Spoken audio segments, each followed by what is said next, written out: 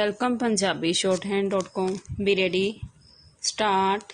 चाहे सरहदां ते तनाव दरम्यान ਭਾਰਤ ਅਤੇ ਚੀਨ ਦੇ ਫੌਜੀ ਕਮਾਂਡਰਾਂ ਵਿਚਾਲੇ 12ਵੇਂ ਦੌਰ ਦੀ ਗੱਲਬਾਤ ਖਤਮ ਹੋ ਚੁੱਕੀ ਹੈ। ਡੰਡੀ ਇਸ ਦਾ ਸਿੱਟਾ ਸਿੱਕਮ ਸਰਹੱਦ ਤੇ ਆਪਸ ਵਿੱਚ ਫੋਨ ਰਾਹੀਂ ਤੁਰੰਤ ਹਾਟਲਾਈਨ ਗੱਲ ਕਰਨ ਦੀ ਵਿਵਸਥਾ ਕਾਇਮ ਕਰਨ ਵਿੱਚ ਨਿਕਲਿਆ ਹੈ। ਡੰਡੀ ਪਹਿਲਾਂ ਹੀ ਦੋਵਾਂ ਫੌਜਾਂ ਦਰਮਿਆਨ 5 ਹੋਰ ਹਾਟਲਾਈਨਜ਼ ਚੱਲ ਰਹੀਆਂ ਹਨ, ਪਰ ਲੱਗਦਾ ਹੈ ਕਿ ਪਰਨਾਲਾ ਉੱਥੇ ਦਾ ਉੱਥੇ ਹੀ ਹੈ। ਡੰਡੀ 2 ਕੁ ਹਫ਼ਤੇ ਪਹਿਲਾਂ ਜਨੇਵਾ ਵਿੱਚ ਦੋਵਾਂ ਦੇਸ਼ਾਂ ਦੇ ਵਿਦੇਸ਼ ਮੰਤਰੀਆਂ ਦੀ ਗੱਲਬਾਤ ਹੋਈ ਸੀ। ਡੰਡੀ ਭਾਰਤ ਦੇ ਵਿਦੇਸ਼ ਮੰਤਰੀ ਐਸ ਜੈਸ਼ੰਕਰ ਨੇ ਇਹ ਸਪਸ਼ਟ ਕਰ ਦਿੱਤਾ ਸੀ ਕਿ ਜਦੋਂ ਤੱਕ ਫੌਜਾਂ ਆਪਣੀ ਪਹਿਲੀ ਥਾਂ ਤੇ ਨਹੀਂ ਜਾਣਗੀਆਂ, ਉਦੋਂ ਤੱਕ ਦੋਵਾਂ ਦੇਸ਼ਾਂ ਵਿੱਚ ਤਣਾਅ ਬਣਿਆ ਰਹੇਗਾ। ਡੰਡੀ ਮਈ 2020 ਵਿੱਚ ਗਲਵਾਨ ਦੀ ਘਾਟੀ ਵਿੱਚ ਦੋਵਾਂ ਦੇਸ਼ਾਂ ਦੇ ਸੈਨਿਕਾਂ ਦੀ ਸਖਤ ਮੁੱਠਭੇੜ ਹੋਈ ਸੀ, ਜਿਸ ਵਿੱਚ ਸਰਹੱਦਾਂ ਤੇ ਤਣਾਅ ਬੇਹੱਦ ਵੱਧ ਗਿਆ ਸੀ। ਡੰਡੀ ਉਸ ਤੋਂ ਬਾਅਦ ਉਸੇ ਸਾਲ ਜੂਨ ਦੇ ਮਹੀਨੇ ਵਿੱਚ ਦੋਵਾਂ ਦੇਸ਼ਾਂ ਦੇ ਜਰਨੈਲ ਇਸ ਤਣਾਅ ਨੂੰ ਘਟਾਉਣ ਲਈ ਮਿਲੇ ਸਨ। ਡੰਡੀ ਇਸੇ ਤਰ੍ਹਾਂ ਪਿਛਲੀਆਂ 12 ਮੀਟਿੰਗਾਂ ਵੀ ਆਪਸ ਵਿੱਚ ਤਣਾਅ ਨੂੰ ਘਟਾਉਣ ਵਿੱਚ ਬਹੁਤੀਆਂ ਸਫਲ ਨਹੀਂ ਹੋਈਆਂ। ਡੰਡੀ ਪਹਿਰਾ 1962 ਵਿੱਚ ਹੋਏ ਚੀਨੀ ਹਮਲੇ ਤੋਂ ਬਾਅਦ ਦੋਵਾਂ ਦੇਸ਼ਾਂ ਦੇ ਅਧਿਕਾਰੀਆਂ ਦੀਆਂ ਸਮੇਂ-ਸਮੇਂ ਦਰਜਨਾਂ ਹੀ ਮੀਟਿੰਗਾਂ ਹੋ ਚੁੱਕੀਆਂ ਹਨ, ਪਰ ਪਿਛਲੇ 59 ਸਾਲਾਂ ਵਿੱਚ ਕੋਈ ਵਧੀਆ ਨਤੀਜੇ ਸਾਹਮਣੇ ਨਹੀਂ ਆਏ। ਡੰਡੀ ਚਾਹੇ ਦੋਵਾਂ ਦੇਸ਼ਾਂ ਦੇ ਵਪਾਰਕ ਅਤੇ ਕੂਟਨੀਤਿਕ ਸਬੰਧ ਜ਼ਰੂਰ ਬਣੇ ਰਹੇ, ਪਰ ਇਨ੍ਹਾਂ ਵਿੱਚ ਵੀ ਵਿਸ਼ਵਾਸ ਦੀ ਘਾਟ ਹਮੇਸ਼ਾ ਰੜਕਦੀ ਰਹੀ। ਡੰਡੀ ਭਾਰਤ 1947 ਵਿੱਚ ਆਜ਼ਾਦ ਹੋਇਆ ਸੀ ਅਤੇ ਚੀਨ ਵਿੱਚ ਕਮਿਊਨਿਸਟ ਪਾਰਟੀ ਨੇ 1949 ਵਿੱਚ ਮਾਓ ਜ਼ੇ ਤੁੰਗ ਦੀ ਅਗਵਾਈ ਵਿੱਚ ਸੱਤਾ ਸੰਭਾਲੀ ਸੀ। ਡੰਡੀ ਦੋਵਾਂ ਦੇਸ਼ਾਂ ਦਾ ਸਿਧਾਂਤਿਕ ਵਖਰੇਵਾਂ ਸਪਸ਼ਟ ਸੀ। ਡੰਡੀ ਭਾਰਤ ਨੂੰ ਗਣਤੰਤਰ ਐਲਾਨਿਆ ਗਿਆ ਸੀ, ਜਦੋਂ ਕਿ ਚੀਨ ਵਿੱਚ ਇੱਕ ਪਾਰਟੀ ਦੀ ਤਾਨਾਸ਼ਾਹ ਹਕੂਮਤ ਕਾਇਮ ਹੋਈ ਸੀ। ਡੰਡੀ ਪਿਛਲੇ ਦਹਾਕਿਆਂ ਵਿੱਚ ਦੋਵਾਂ ਨਿਜ਼ਾਮਾਂ ਦੇ ਨਫ਼ਿਆਂ ਅਤੇ ਨੁਕਸਾਨਾਂ ਦੀ ਗੱਲ ਵੀ ਕੌਮਾਂਤਰੀ ਪੱਧਰ ਤੇ ਵਿਸਥਾਰ ਸਹਿਤ ਹੁੰਦੀ ਰਹੀ ਸੀ। ਡੰਡੀ ਭਾਰਤ ਅੱਜ ਵੀ ਦੁਨੀਆ ਦਾ ਸਭ ਤੋਂ ਵੱਡਾ ਗਣਤੰਤਰੀ ਦੇਸ਼ ਹੋਣ ਦਾ ਦਾਅਵਾ ਕਰ ਰਿਹਾ ਹੈ ਅਤੇ ਚੀਨ ਵਿੱਚ ਪਿਛਲੇ 72 ਸਾਲ ਤੋਂ ਕਮਿਊਨਿਸਟ ਪਾਰਟੀ ਹਕੂਮਤ ਕਰ ਰਹੀ ਹੈ।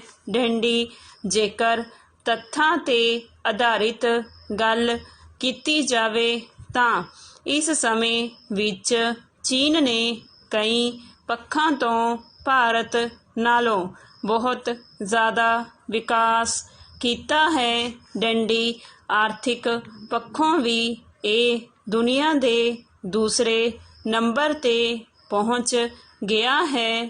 ਡੰਡੀ ਤਜਾਰਤੀ ਪੱਖੋਂ ਵੀ ਇਸ ਦਾ ਦੁਨੀਆ ਭਰ 'ਤੇ ਵਧੇਰੇ ਪ੍ਰਭਾਵ ਨਜ਼ਰ ਆ ਰਿਹਾ ਹੈ। ਡੰਡੀ stop. Welcome Punjabi shorthand.com B ready start.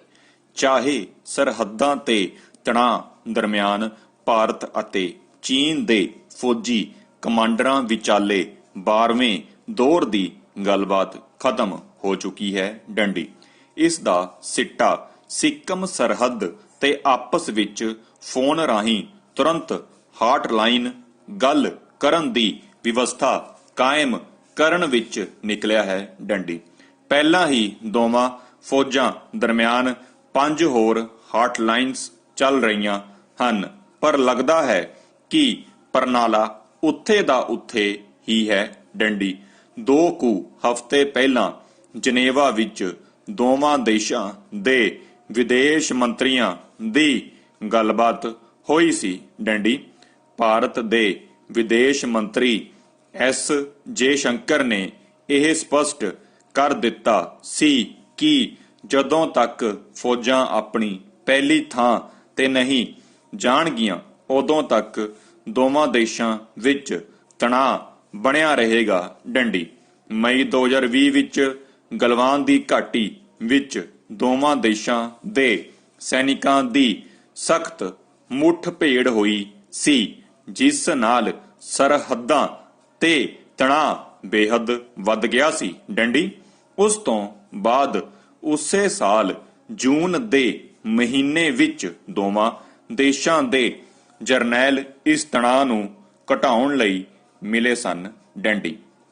ਇਸੇ ਤਰ੍ਹਾਂ ਪਿਛਲੀਆਂ 12 ਮੀਟਿੰਗਾਂ ਵੀ ਆਪਸ ਵਿੱਚ ਤਣਾਅ ਨੂੰ ਘਟਾਉਣ ਵਿੱਚ ਬਹੁਤੀਆਂ ਸਫਲ ਨਹੀਂ ਹੋਈਆਂ। ਡੰਡੀ ਪੈਰਾ 1962 ਵਿੱਚ ਹੋਏ ਚੀਨੀ ਹਮਲੇ ਤੋਂ ਬਾਅਦ ਦੋਵਾਂ ਦੇਸ਼ਾਂ ਦੇ ਅਧਿਕਾਰੀਆਂ ਦੀਆਂ ਸਮੇਂ-ਸਮੇਂ ਦਰਜਨਾਂ ਹੀ ਮੀਟਿੰਗਾਂ ਹੋ ਚੁੱਕੀਆਂ ਹਨ, ਪਰ ਪਿਛਲੇ 59 ਸਾਲਾਂ ਵਿੱਚ ਕੋਈ ਵਧੀਆ ਨਤੀਜੇ ਸਾਹਮਣੇ ਨਹੀਂ ਆਏ। ਡੰਡੀ ਚਾਹੇ ਦੋਵਾਂ ਦੇਸ਼ਾਂ ਦੇ ਵਪਾਰਕ ਅਤੇ ਕੂਟਨੀਤਿਕ ਸਬੰਧ ਜ਼ਰੂਰ ਬਣੇ ਰਹੇ, ਪਰ ਇਹਨਾਂ ਵਿੱਚ ਵੀ ਵਿਸ਼ਵਾਸ ਦੀ ਘਾਟ ਹਮੇਸ਼ਾ ਰੜਕਦੀ ਰਹੀ। ਡੰਡੀ ਭਾਰਤ 1947 ਵਿੱਚ ਆਜ਼ਾਦ ਹੋਇਆ ਸੀ ਅਤੇ ਚੀਨ ਵਿੱਚ ਕਮਿਊਨਿਸਟ ਪਾਰਟੀ ਨੇ 1949 ਵਿੱਚ ਮਾਓ ਜੇ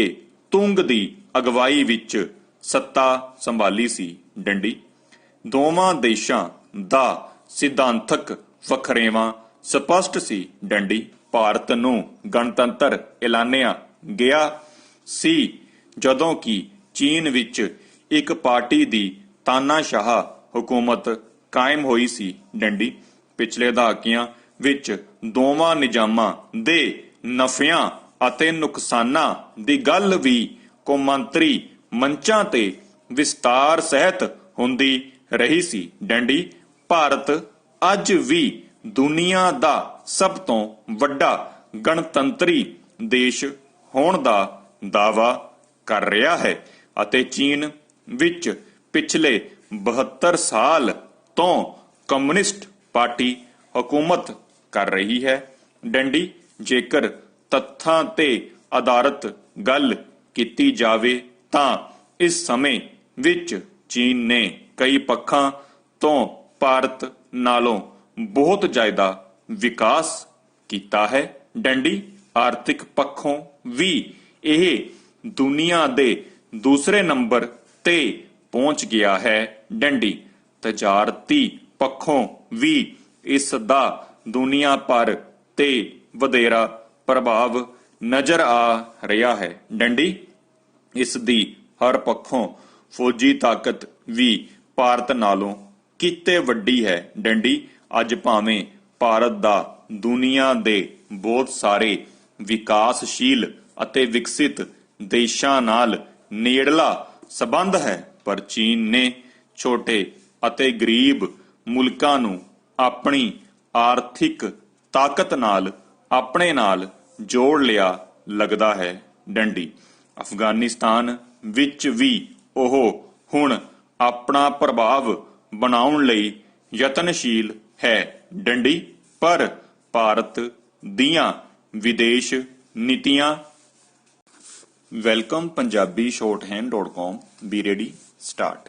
ਚਾਹੇ ਸਰਹੱਦਾਂ ਤੇ ਤਣਾਅ ਦਰਮਿਆਨ ਭਾਰਤ ਅਤੇ ਚੀਨ ਦੇ ਫੌਜੀ ਕਮਾਂਡਰਾਂ ਵਿਚਾਲੇ 12ਵੇਂ ਦੌਰ ਦੀ ਗੱਲਬਾਤ ਖਤਮ ਹੋ ਚੁੱਕੀ ਹੈ ਡੰਡੀ। ਇਸ ਦਾ ਸਿੱਟਾ ਸਿੱਕਿਮ ਸਰਹੱਦ ਤੇ ਆਪਸ ਵਿੱਚ ਫੋਨ ਰਾਹੀਂ ਤੁਰੰਤ ਹਾਟਲਾਈਨ ਗੱਲ ਕਰਨ ਦੀ ਵਿਵਸਥਾ ਕਾਇਮ ਕਰਨ ਵਿੱਚ ਨਿਕਲਿਆ ਹੈ ਡੰਡੀ। ਪਹਿਲਾਂ ਹੀ ਦੋਵਾਂ ਫੌਜਾਂ ਦਰਮਿਆਨ 5 ਹੋਰ ਹਾਟਲਾਈਨਸ ਚੱਲ ਰਹੀਆਂ ਹਨ, ਪਰ ਲੱਗਦਾ ਹੈ ਕਿ ਪਰਨਾਲਾ ਉੱਥੇ ਦਾ ਉੱਥੇ ਹੀ ਹੈ ਡੰਡੀ।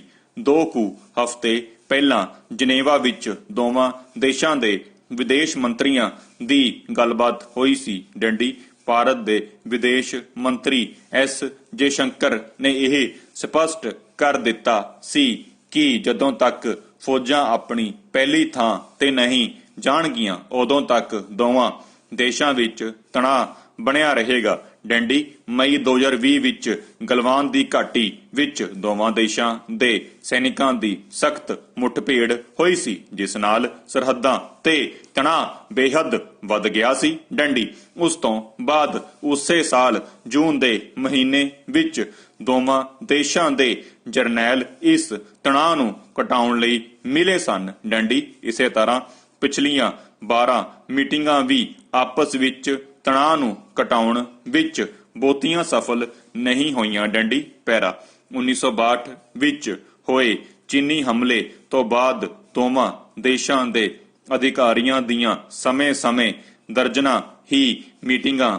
ਹੋ ਚੁੱਕੀਆਂ ਹਨ, ਪਰ ਪਿਛਲੇ 59 ਸਾਲਾਂ ਵਿੱਚ ਕੋਈ ਵਧੀਆ ਨਤੀਜੇ ਸਾਹਮਣੇ ਨਹੀਂ ਆਏ ਡੰਡੀ। ਚਾਹੇ ਦੋਵਾਂ ਦੇਸ਼ਾਂ ਦੇ ਵਪਾਰਕ ਅਤੇ ਕੂਟਨੀਤਿਕ ਸਬੰਧ ਜ਼ਰੂਰ ਬਣੇ ਰਹੇ, ਪਰ ਇਹਨਾਂ ਵਿੱਚ ਵੀ ਵਿਸ਼ਵਾਸ ਦੀ ਘਾਟ ਹਮੇਸ਼ਾ ਰੜਕਦੀ ਰਹੀ ਡੰਡੀ। ਭਾਰਤ 1947 ਵਿੱਚ ਆਜ਼ਾਦ ਹੋਇਆ ਸੀ ਅਤੇ ਚੀਨ ਵਿੱਚ ਕਮਿਊਨਿਸਟ ਪਾਰਟੀ ਨੇ 1949 ਵਿੱਚ ਮਾਓ ਜੇ ਤੁੰਗ ਦੀ ਅਗਵਾਈ ਵਿੱਚ ਸੱਤਾ ਸੰਭਾਲੀ ਸੀ ਡੰਡੀ। ਦੋਵਾਂ ਦੇਸ਼ਾਂ ਦਾ ਸਿਧਾਂਤਕ ਵਖਰੇਵਾਂ ਸਪਸ਼ਟ ਸੀ ਡੰਡੀ। ਭਾਰਤ ਨੂੰ ਗਣਤੰਤਰ ਐਲਾਨਿਆ ਗਿਆ ਸੀ ਡੰਡੀ, ਜਦੋਂ ਕਿ ਚੀਨ ਵਿੱਚ ਇੱਕ ਪਾਰਟੀ ਦੀ ਤਾਨਾਸ਼ਾਹ ਹਕੂਮਤ ਕਾਇਮ ਹੋਈ ਸੀ ਡੰਡੀ। ਪਿਛਲੇ ਦਹਾਕਿਆਂ ਵਿੱਚ ਦੋਵਾਂ ਨਿਜ਼ਾਮਾਂ ਦੇ ਨਫ਼ਿਆਂ ਅਤੇ ਨੁਕਸਾਨਾਂ ਦੀ ਗੱਲ ਵੀ ਕੌਮਾਂਤਰੀ ਮੰਚਾਂ ਤੇ ਵਿਸਤਾਰ ਸਹਿਤ ਹੁੰਦੀ ਰਹੀ ਸੀ ਡੰਡੀ। ਭਾਰਤ ਅੱਜ ਵੀ ਦੁਨੀਆ ਦਾ ਸਭ ਤੋਂ ਵੱਡਾ ਗਣਤੰਤਰੀ ਦੇਸ਼ ਹੋਣ ਦਾ ਦਾਅਵਾ ਕਰ ਰਿਹਾ ਹੈ ਅਤੇ ਚੀਨ ਵਿੱਚ ਪਿਛਲੇ 72 ਸਾਲ ਤੋਂ ਕਮਿਊਨਿਸਟ ਪਾਰਟੀ ਹਕੂਮਤ ਕਰ ਰਹੀ ਹੈ ਡੰਡੀ। ਜੇਕਰ ਤੱਥਾਂ ਤੇ ਆਧਾਰਿਤ ਗੱਲ ਕੀਤੀ ਜਾਵੇ ਤਾਂ ਇਸ ਸਮੇਂ ਵਿੱਚ ਚੀਨ ਨੇ ਕਈ ਪੱਖਾਂ ਤੋਂ ਭਾਰਤ ਨਾਲੋਂ ਬਹੁਤ ਜ਼ਿਆਦਾ ਵਿਕਾਸ ਕੀਤਾ ਹੈ ਡੰਡੀ। ਆਰਥਿਕ ਪੱਖੋਂ ਵੀ ਇਹ ਦੁਨੀਆ ਦੇ ਦੂਸਰੇ ਨੰਬਰ ਤੇ ਪਹੁੰਚ ਗਿਆ ਹੈ ਡੰਡੀ। ਤਜਾਰਤੀ ਪੱਖੋਂ ਵੀ ਇਸ ਦਾ ਦੁਨੀਆ ਭਰ ਤੇ ਵਧੇਰਾ ਪ੍ਰਭਾਵ ਨਜ਼ਰ ਆ ਰਿਹਾ ਹੈ ਡੰਡੀ। ਇਸ ਦੀ ਹਰ ਪੱਖੋਂ ਫੌਜੀ ਤਾਕਤ ਵੀ ਭਾਰਤ ਨਾਲੋਂ ਕਿਤੇ ਵੱਡੀ ਹੈ ਡੰਡੀ। ਅੱਜ ਭਾਵੇਂ ਭਾਰਤ ਦਾ ਦੁਨੀਆ ਦੇ ਬਹੁਤ ਸਾਰੇ ਵਿਕਾਸਸ਼ੀਲ ਅਤੇ ਵਿਕਸਿਤ ਦੇਸ਼ਾਂ ਨਾਲ ਨੇੜਲਾ ਸਬੰਧ ਹੈ, ਪਰ ਚੀਨ